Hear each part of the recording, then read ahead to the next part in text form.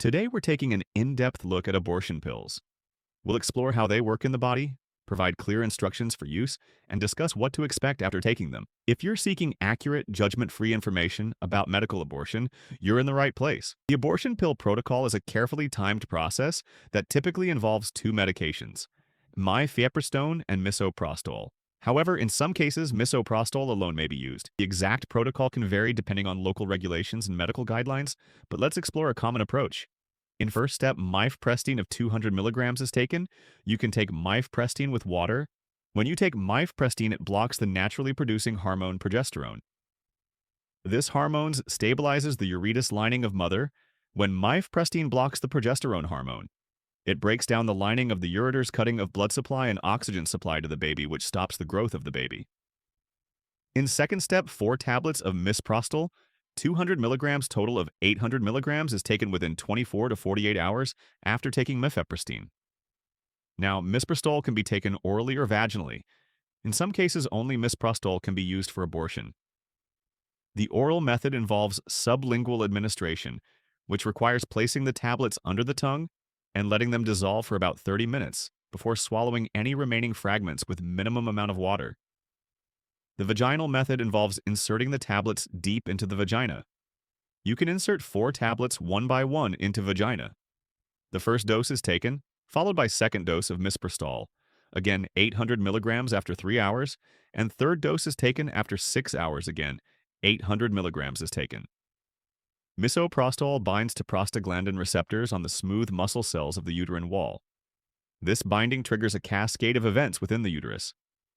Misoprostol mimics the action of natural prostaglandins, which play a crucial role in various reproductive processes.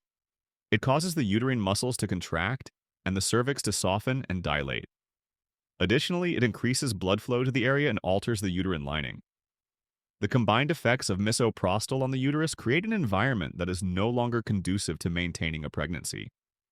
The contractions help expel the contents of the uterus, while the changes to the cervix and uterine lining further facilitate this process. After taking misoprostol, most people start to feel cramping and bleeding within 1 to 4 hours. This marks the beginning of the abortion process. However, it's important to note that the timeline can vary significantly from person to person. Some may experience effects within minutes, while for others it might take several hours or even days.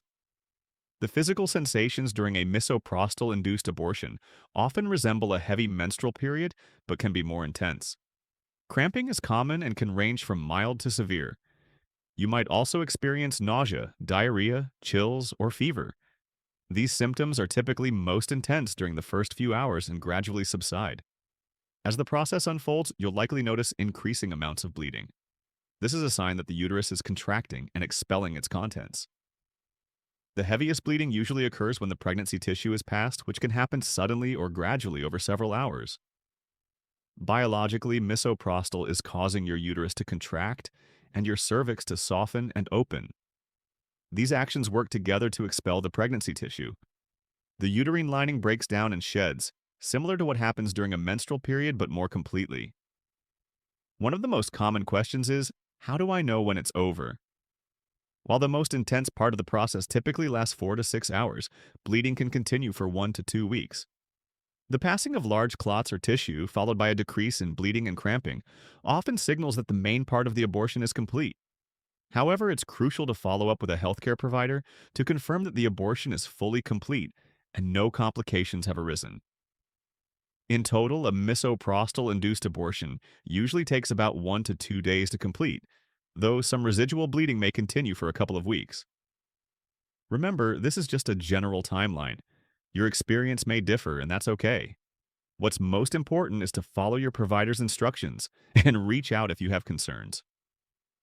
Misoprostol is generally considered safe, but like any medication, it can cause side effects. Serious complications like excessive bleeding, defined as soaking through more than 2 maxi pads per hour for 2 consecutive hours, requires immediate medical attention.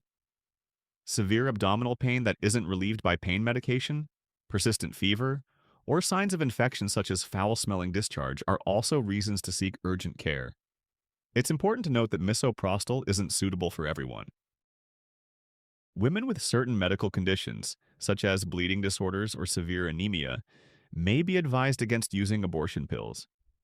The medication is also not recommended for those with an IUD in place, suspected ectopic pregnancy, or certain chronic health conditions.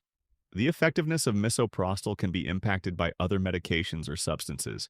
For instance, some antacids can reduce its absorption, potentially making it less effective.